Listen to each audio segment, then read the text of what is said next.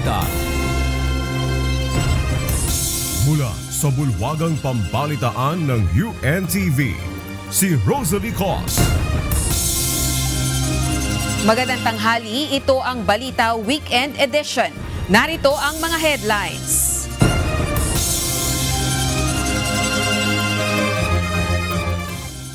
Withdrawal ng suporta ng militar kay Pangulong Ferdinand Marcos Jr. ipinanawagan ng ilang grupo. Pero Department of National Defense at Armed Forces of the Philippines iginiit ang kanilang commitment sa konstitusyon. Ninakaw na pera ng taong bayan dahil sa maanumalyang mga proyekto, nais ibalik ng Pangulo ayon kay DPWH Secretary Vince Dizon.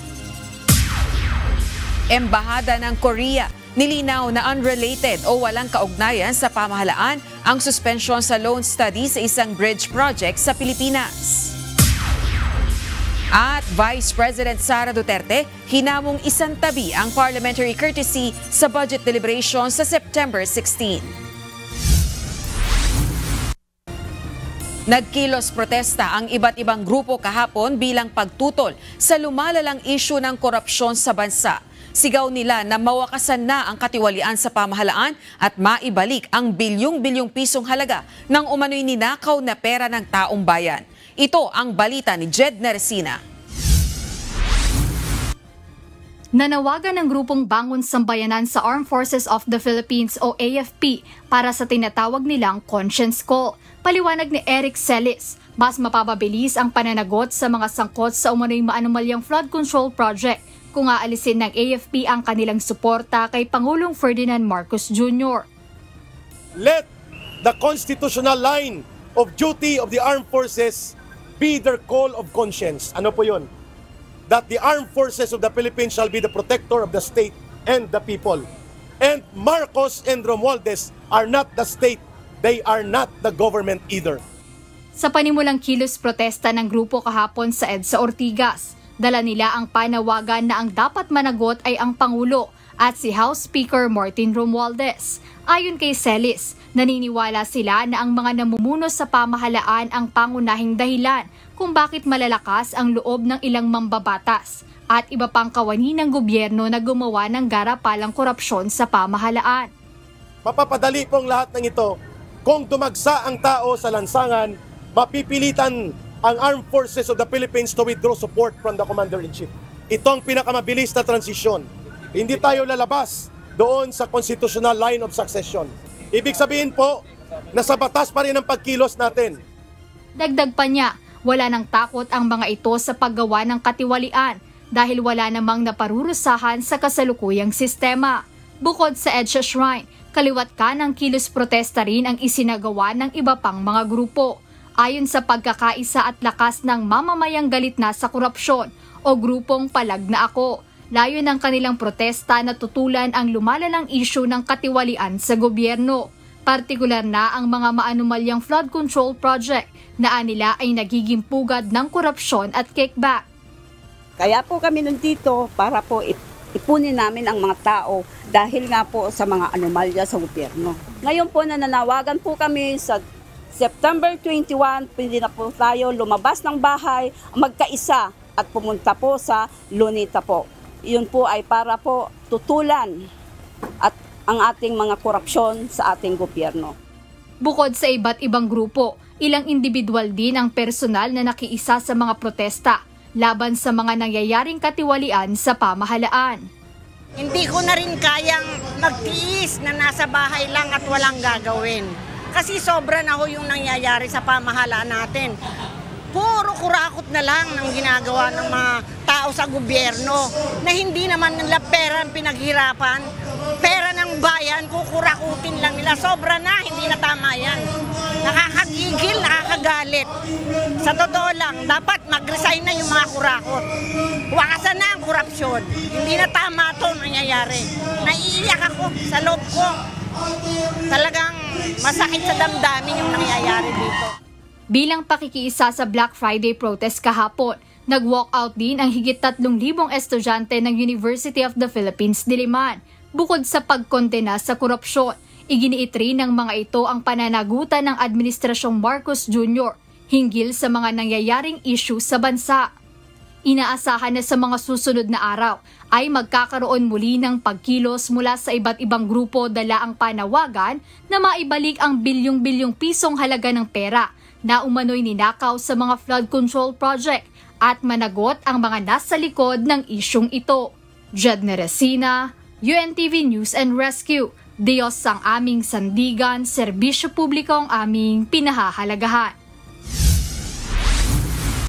Binigyang diin ng Department of National Defense at ng Armed Forces of the Philippines ang kanilang commitment o pagiging tapat sa konstitusyon sa gitna ng mga panawagang i-withdraw ng militar ang kanilang suporta sa pamahalaan. Sa isang joint statement, iginiit nila DND Secretary Gilberto Teodoro at Armed Forces of the Philippines Chief General Romeo Browner Jr. na bilang non-partisan organization, mananatili ang DND at AFP bilang mga tagapagtanggol ng ating bayan. Giit ng dalawang opisyal, irresponsable, walang saysay at politically motivated ang panawagang i-withdraw ng militar ang kanilang suporta sa pamahalaan. Binigyang diin ni Teodoro at Browner na suportado nila ang anti-corruption campaign ni Pangulong Ferdinand Marcos Jr. Nauna nang nanawagan ng ilang mga grupo na bawiin ng militar ang kanilang suporta sa pamahalaan sa gitna ng issue ng lumalalang korupsyon sa Pilipinas. Nais ng administrasyon na papanagutin ang mga may sala at ibalik ang pera ng taong bayan mula sa mga mapatutunayang sangkot sa korupsyon sa maanumalyang proyekto ng gobyerno. Samantala, inihahanda na ng DPWH ang panibagong reklamo laban sa mga tiwaling kawani ng ahensya at contractors sa flood control project sa Nauhan Oriental, Mindoro. Ito ang balita ni Benedict Samson. Seryoso ang pamahalaan at ang Department of Public Works and Highways sa ginagawang aksyon laban sa korupsyon. Katunayan, binuunan ni Pangulong Ferdinand Marcos Jr. ang Independent Commission on Infrastructure o ICI na siyang bubusisi sa mga proyekto ng gobyerno sa loob ng 10 taon. Ayon kay Public Works and Highways Secretary Vince Dizon, layo ng kanilang gagawing mga investigasyon ang papanagutin ang mga tiwaling kawani o opisyal ng ahensya at kontraktor at maibalik ang kinuhang pera ng taong bayan. Sabi ng Pangulo, bilisan ang pagpa-file ng kaso, siguraduhin maibalik ang pera ng mga kababayan natin. Kung saan tayo dadali ng ebidensya, doon tayo pupunta. Wala tayong sasantuhin dito. Kailangan managot at kailangan maibalik ang pera ng ating mga kababayan. Sa Lunes, inaasahang makikipagpulong si Secretary Dizon sa Anti-Money Laundering Council o AMLAC para ma-freeze ang bank accounts at forfeiture ng mga ari-arian ng mga pangalan na sinampahan ng reklamo sa Office of the Ombudsman.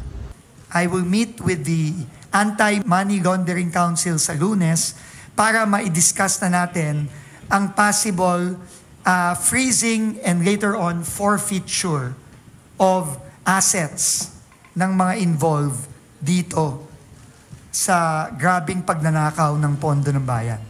Kailangan ibalik ang pera ng tao dito. Bilyong-bilyon ang pinag-uusapan natin dito ng mga proyekto. Samantala, sa susunod na linggo, muling magsasampan ng reklamo ang DPWH sa Office of the Ombudsman. Ayon sa kalihim, ito ang mga pangalan ng DPWH official at kontraktor na isinasangkot naman sa substandard na flood control project sa Nauhan Oriental, Mindoro na kanilang binisita noong Martes. Aparte doon, ang laki ng perwisyong dinudulot ng mga to. Narinig nyo yung sinabi ni Governor Dolor, nakasama pa yung proyekto kasi giniba yung dating flood control na umaandar naman, gumagana naman, nakakatulong naman. Tapos dahil doon, naperwisyo patuloy yung mga kababayan natin na nagtatanim ng pagay doon sa barangay sa Nauhan. So dapat pati yung mga taong yun, dapat i-compensate nitong mga taong ito na nagnakaw nitong mga perang to. Pagtitiyak ni Dizon, nakahanda silang makipagtulungan sa ICI para sa gagawin nitong investigasyon. Siniguro na rin ng kalihim ang mga dokumento na kakailanganin ng Independent Commission. Well, risk of tampering, risk of documents getting lost. Di ba, in the past, mayroong mga bigla na lang na nasusunog na mga opisina. So we have to protect from that. So we have to make sure that the documents are intact and we have to secure them. Yun na rin po ang ginagawa ng iba nating mga kasama. Benedict Samson, UNTV News and Rescue. Diyos ang aming sandigan, serbisyo publiko ang aming pinahahalagahan. Itutuloy pa rin ng Senado ang isinasagawa nitong investigasyon kaugnay sa isyu ng maanomalyang flood control projects. Ayon kay Senate President Tito Soto III, hindi ito terminate ng Senate Blue Ribbon Committee ang kanilang investigasyon sa kabila ng binuong Independent Commission for Infrastructure ni Pangulong Ferdinand Marcos Jr. Ayon naman kay Senate Blue Ribbon Committee Chairman Panfilo Lacson, makikipag-ugnayan din sila sa Independent Commission at nakahanda na ibahagi ang kanilang mga makakalap na ebidensya. Nauna nang sinabi ng House Infra Committee na maaari nilang i-terminate ang isinasagawang investigasyon sa isyu ng anomalya sa flood control projects para magbigay daan sa Independent Commission for Infrastructure. Umani ng reaksyon at shares ang social media post ni House Assistant Majority Leader at Negros Occidental 3rd District Representative Javier Miguel Javi Benitez. Sa post ng mambabatas, kwenestyon nito kung bakit may speaker, ang Speaker ng House of Representatives na si Leyte 1st District Representative Martin Romualdez. Noong nakalipas na linggo, nang italaga ng tanggapan ni Speaker Romualdez si dating Surigao del Norte Representative Robert Ace Barbers bilang Chief Communications Officer ng kanyang tanggapan. Sa gitna ito ng mga aligasyong dawit si Speaker Romualdez sa mga maanomalyang flood control projects ng pamahalaan. As of 9:30 a.m. ngayong araw ng Sabado, September 13, umani na ng mahigit 8,000 reaksyon at 1,300 shares ang post ni Congressman Benitez. Kabilang narito ang nagbitiw na House Assistant Majority Leader at tumiwalag sa National Unity Party na si Cavite 4th District Representative Francisco Kiko Barsaga. Tinuligsa ni Representative Barsaga ang isang speaker ng House of Representatives na hindi anya kayang magsalita para sa kanyang sarili. Kapwa neophyte lawmakers sina Congressman Barsaga at Benitez. Nilinaw ng Embahada ng Republic of Korea na unrelated o walang kinalaman sa pamahalaan ang ginawang suspension sa Korean feasibility study sa isang rural bridge project dito sa bansa. Sa isang opisyal na pahayag na inilabas ng Korean Embassy sa kanilang social media page, ang nasabing suspensyon ay bilang tugon sa concerns ng Korean press hinggil sa proseso ng loan approval sa panig ng Korea. Nauna nang sinabi ng Department of Finance na walang loan ang Pilipinas sa South Korea na nagkakahalaga ng nasa 28 billion pesos na gagamitin para sa pagpapatayo ng bridge project. Hinamo ng makabayan lawmaker si Vice President Sara Duterte na isantabi ang parliamentary courtesy sa gagawing budget briefing na House Committee on Appropriations sa September 16. Inaasahang haharap sa pagdinig ang Vice Presidente. Ito ang balita. Kung matutuloy ang pagharap ni Vice President Sara Duterte sa briefing ng House Committee on Appropriations para sa panukalang pondo ng kanyang tanggapan sa 2026, may hamon sa kanya ang makabayan lawmakers. Ito ay ang isantabi ang parliamentary courtesy at sagutin ang mga tanong kaugnay ng budget ng kanyang opisina. Di uubra ang so-called presumption of regularity. No? Kaya kailangan po ang norm dapat ay palaging magpapaliwanag at handang magpaliwanag ang mga opisyal, ang sino mang opisyal ng gobyerno na pinagkakatiwalaan ng pondo ng taong bayan. That courtesy can always be extended by this committee, but it can always be waived by the official itself. So ang hamon ko po sa Vice Presidente at sa lahat ng mga opisyal pa na binibigyan ng parliamentary courtesy, i-waive nyo po yan at sagutin nyo ang mga tanong. We're hoping na for Tuesday, maisagot saan po ba napupunta yung pondo ng OVP. Ito po ba ginagamit pang bili ng flights across the world? Ginawa ng mga ito ang pahayag matapos sabihin ni House Senior Deputy Minority Leader at Caloocan 2nd District Representative Edgar Erice na handa itong igawad ang parliamentary courtesy sa Office of the Vice President. Bagay na sinuportahan ng kilalang kaalyado ni VP Sara sa Kamara, ang independent House member na si Davao City 3rd District Representative Isidro Ungab. We in the minority is set to extend to the Office of the Vice President our tradition to give parliamentary courtesy to the office. It is really, I would say, awkward for a member of Congress to question the higher officer directly.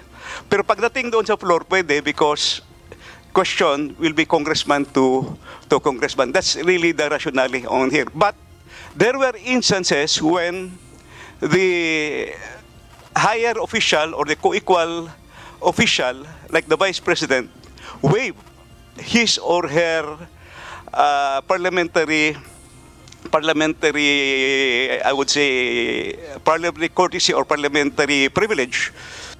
Minabuti na ng House Committee on Appropriations na ipagpaliban na lang ang deliberasyon para sa panukalang pondo sa susunod na taon ng Office of the Vice President kahapon, araw ng Biyernes, September 12.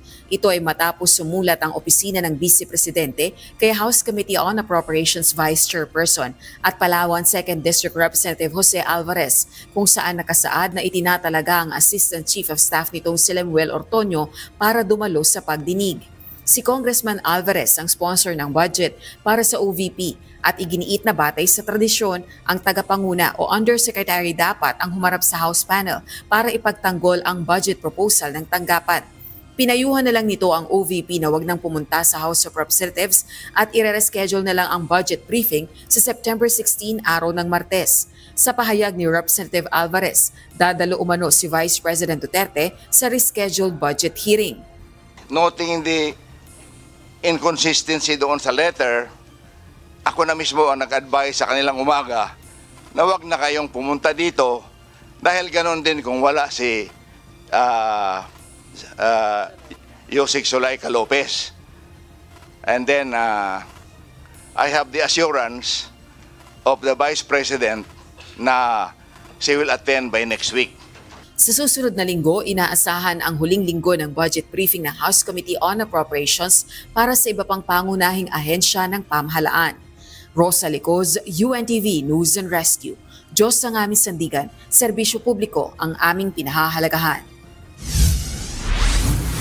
Kinumpirma kahapon ni Department of Justice Secretary Crispin Remulla na pinawalang bisa na ng Office of the Ombudsman ang reklamo sa kanya hinggil sa naging pag-aresto at pag-turnover sa International Criminal Court kay dating Pangulong Rodrigo Duterte. Ito ang reklamo na inihain laban sa kanya ni Senator Amy Marcos. Pero sa isang pahayag, sinabi ng senadora na agad rin siyang naghain ng motion for reconsideration hinggil sa pag-dismiss ng reklamo laban kay Remulla at iba pa. Abiso sa mga motorista, posibleng magpatupad ng dagdag bawas sa presyo ang mga kumpanya ng langis sa susunod na linggo. Base sa abiso ng ilang oil industry player, maaaring tumaas ng 20 hanggang 40 sentimos ang presyo ng kada litro ng diesel, habang posible namang magkaroon ng 10 sentimos na rollback o walang magiging paggalaw sa presyo ng gasolina. Sa Lunes, iaanunsyo ang final oil price adjustment na ipatutupad sa araw ng Martes, September 16. Itutuloy na ng Department of Transportation ang paglulunsad ng student beep card sa darating na September 20.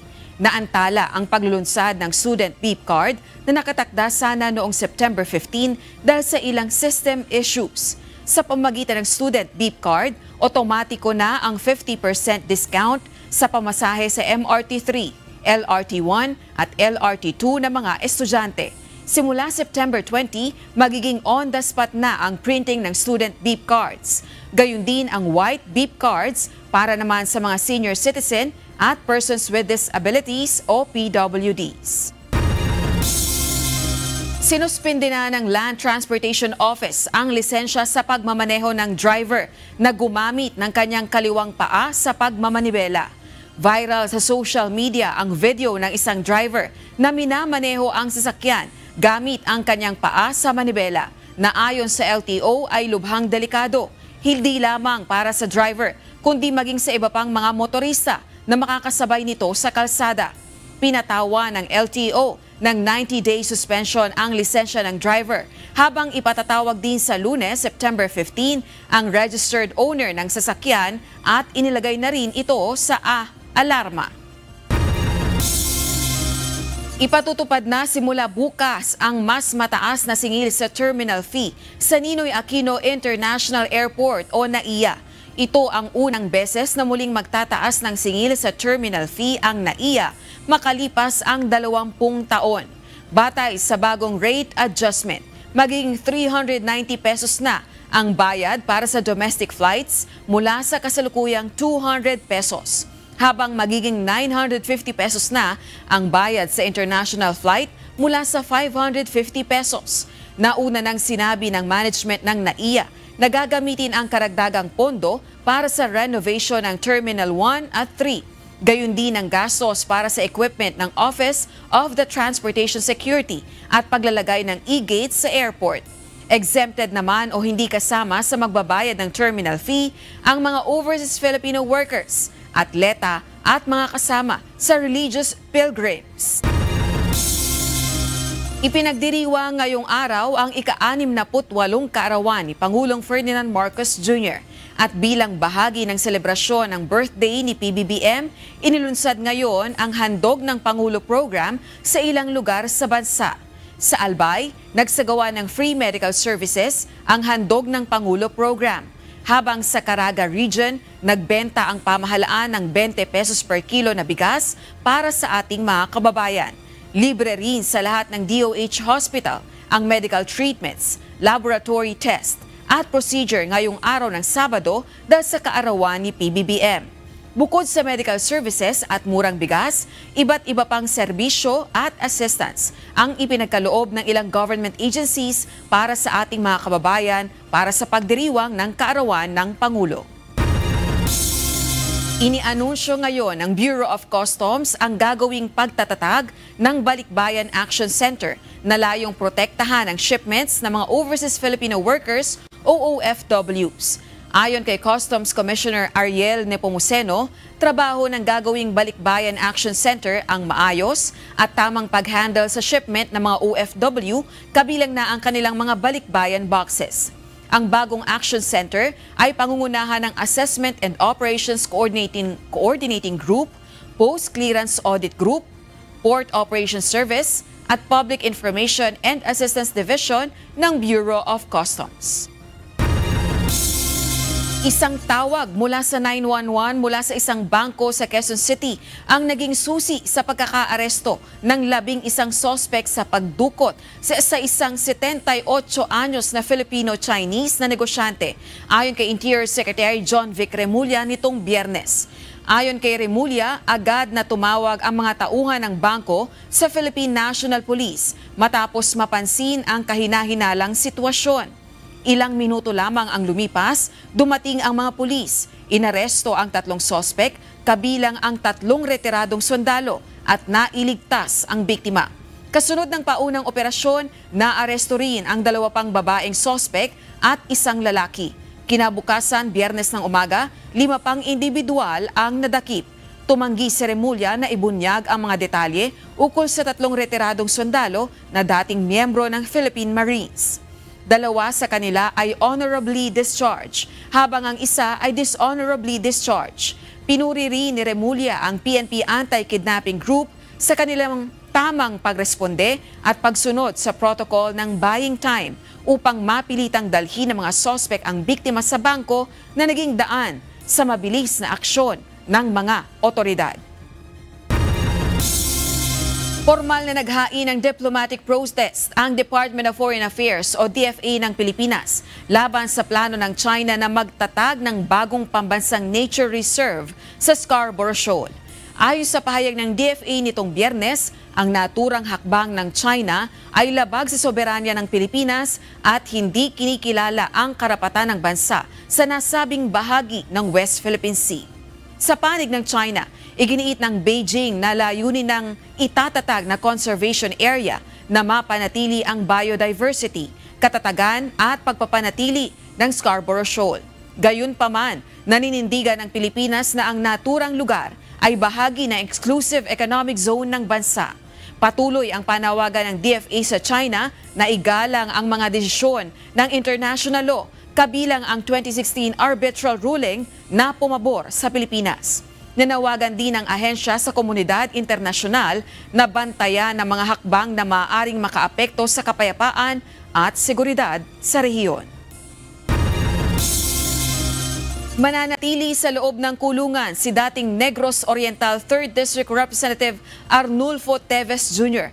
kahit pa pinayagan siya ng Manila Regional Trial Court na magpiyansa sa kasong murder na kinakaharap nito noong 2019.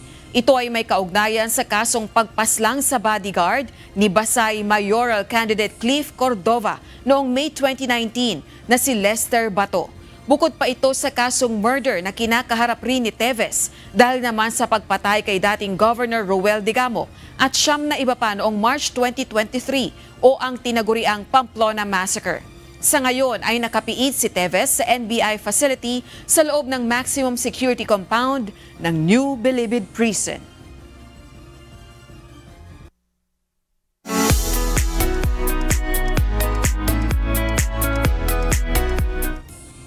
Naging sentro ng atensyon ang historical core ng Camp John Hay sa Baguio City dahil sa isang malikhaing paligsahan.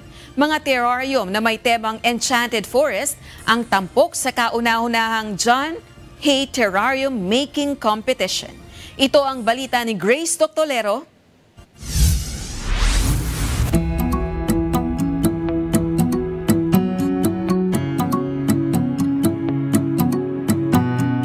This is the very first terrarium making contest. Actually, ito yung very definition ng sustainable, no? Kasi may mga nakita tayo at mga nabasa na ang mga terrarium tumatagal na more than 100 years pag tama yung gawa at tama yung alaga.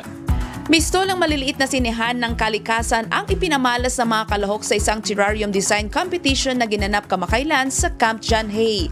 Sa loob ng 12 by 12 inches na glass container, isinilid ng mga participant ang kanilang malikhaing interpretasyon ng kagubatan gamit ang mga recyclable materials at likas na elemento gaya ng mga bato, kabibi at berdeng halaman. Layunin ng aktibidad na itaguyod ang sustainability sa pamamagitan ng sining. Bawat likha ay masusing sinuri batay sa visual appeal, balanse ng disenyo, sigla ng matanim at tibay ng pagkakabuo. Tila mga gubat na isinilid sa maliit na lalagyan.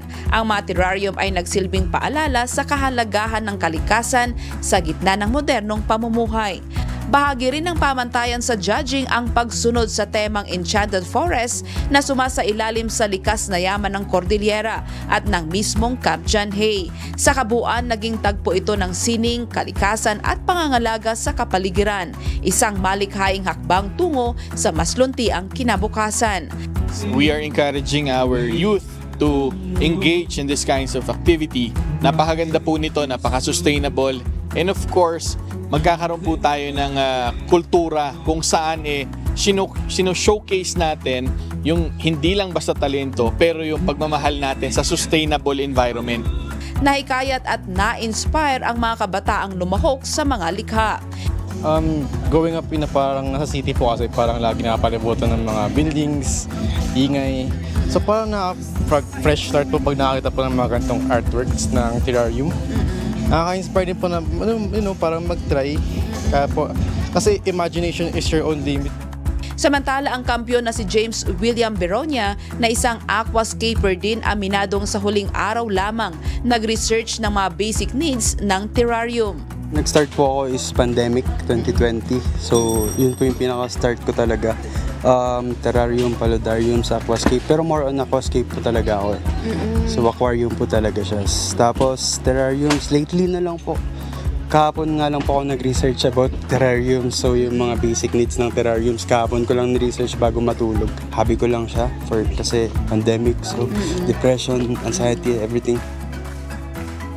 Ang isang ordinaryong lalagyan kaya palang gawing parang Enchanted Forest dito sa John Hay Terrarium Competition. Hindi lang halaman ang tampok kundi ang talento at pagiging malikhain ng mga lumahok. Idinagdag pa ng mga hurado na ang temang Enchanted Forest ay sumasailalim sa likas na yaman ng Camp John Hay at ng Cordillera, kung saan ang mga kabundukan ay kilala sa kagandahan at kasaganaan ng kalikasan.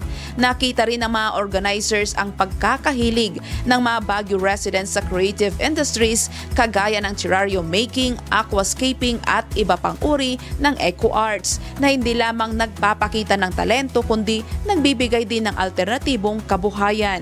May mga lumahok din na bata at estudyante na bagamat baguhan nakapagpakita ng kakaibang disenyo, patunay na malawak ang potensyal ng terrarium sa pagpapalawak ng kreatibidad. Mensahe ng mga lumahok higit sa palamuti, ang terrarium ay simbolismo ng pagmamahal at pangangalaga sa kalikasan. Grace Doc Tolero, UNTV News and Rescue. Diyos ang aming sandigan, serbisyo publiko ang aming pinahahalagahan.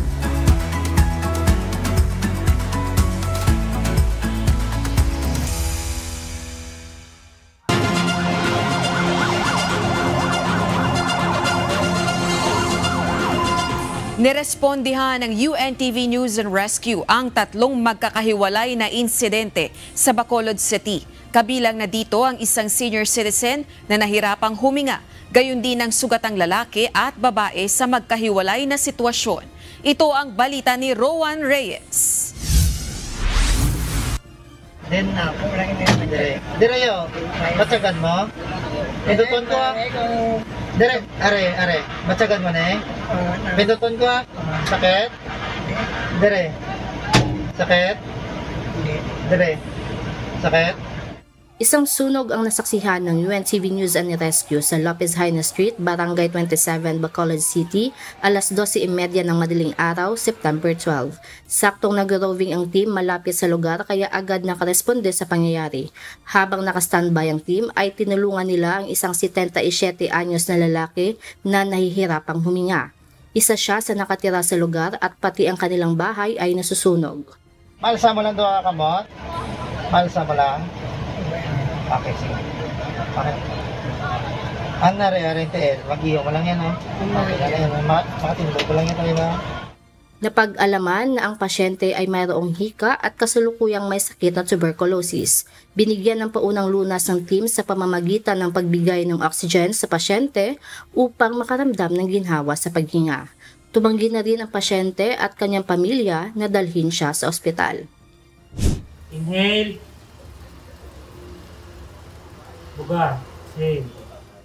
Tumugon naman sa tawag ng Disaster Risk Reduction and Management Office Bacolod City ang UNTV News and Rescue Team upang magbigay ng paunang lunas sa isang lalaking naaresto ng otoridad mag-aalas 11 ng gabi, September 12.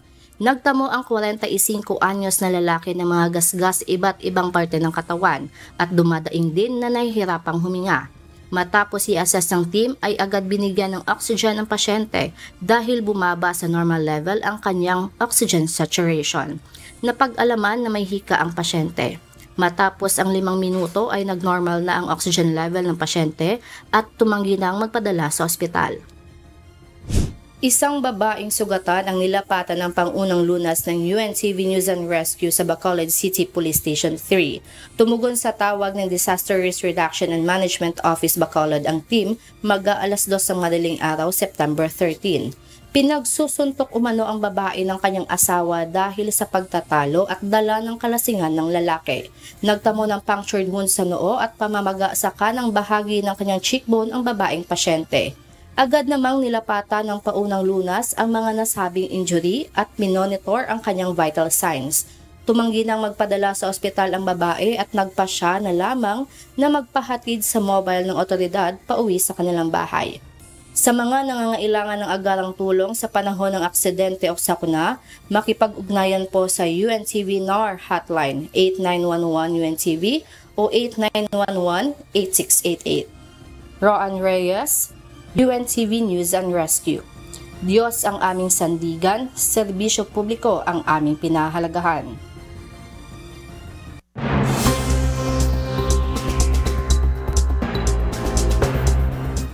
Kinilala na ng mga otoridad ang sospek sa pagpatay kay conservative activist Charlie Kirk bilang si Tyler Robinson, 22 taong gulang. Siya ay kasalukuyang nakakulong sa Utah County Jail ng walang piyansa at nahaharap sa mga kasong may kaugnayan sa pagpatay, iligal na pagdadala ng armas at obstruction of justice. Samantala sa patuloy na investigasyon sa insidente, natagpuan ng mga otoridad ang isang bolt-action rifle na nakabalot sa tuwalya malapit sa lugar ng krimen. Kasama nito ang mga bala na may kakaibang engraving na sinasabing nagpapahiwatig ng motibo ng suspect na may kaugnayan sa anti-fascist ideology, internet memes at video game references gaya ng Bella Ciao at Helldivers 2. Ang pagpatay kay Kurt na kilalang tagapagtatag ng Turning Point USA at kaalyado ni Pangulong Donald Trump ay tinawag ng mga opisyal bilang isang political assassination. Sa gitna ng matinding kaguluhan at protesta, nanumpa nitong Biyernes si dating punong mahistrado Sushila Karki bilang pansamantalang pinuno ng Nepal, ang kauna-unahang babaeng punong ministro sa kasaysayan ng bansa. Si Karki ay nasa 73 taong gulang.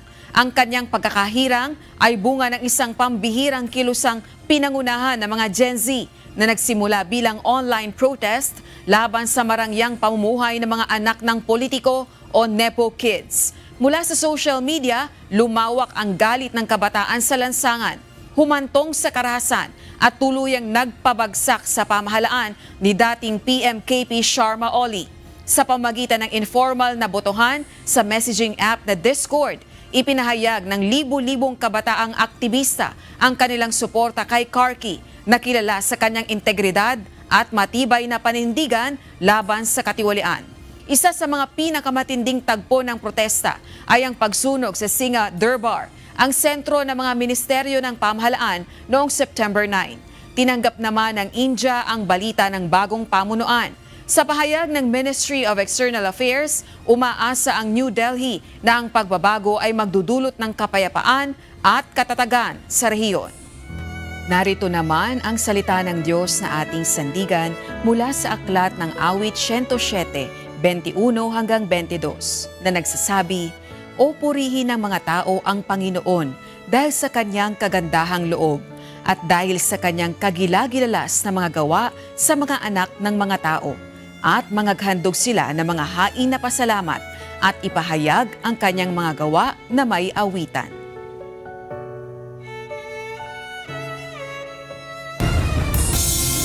At yan ang naging kabuuan ng ating balitaan ngayong araw ng Sabado. Aming inilahad ng buong katapatan kung paano namin nasaksihan. Sa ngalan ni Kuya Daniel Rason, ako si Rosalie Cos. At dito sa UNTV, Diyos ang aming sandigan, serbisyo publiko ang aming pinahalagahan. Magandang hapon.